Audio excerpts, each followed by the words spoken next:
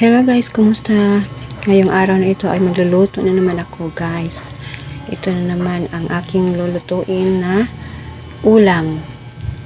Alimasag at saka hipon. Ayan guys.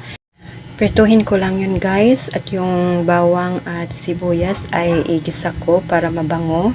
Igisa ko sa mantika. Tapos ilagay ko yung hipon. Yung alimasa guys ay ibahin ko yan sa pagluluto guys. At yan piniprito ko na guys ang hipon. Bago ko pala siya piniprito guys, tinimplahan ko muna siya. Tsaka ko siya piniprito sa mantika para tuloy-tuloy na yan. Ganyan ko lang siya niluluto guys.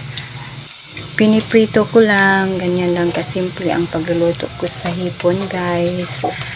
Para makatipid para sa pangsahog. Ayan lang.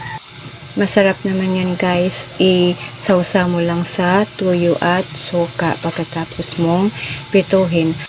Ayan, mikos-mikos ko lang yan guys para mag-crispy naman konti.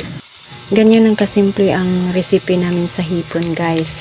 Prituhin lang namin. Ayun, ganyan lang. Tapos pak-crispyhin konti at maya-maya hainin na. At yan, pagkaluto ay isawsa na lang namin sa tuyo at suka guys. At yan, naluluto na guys. At ayan, kakain na po tayo.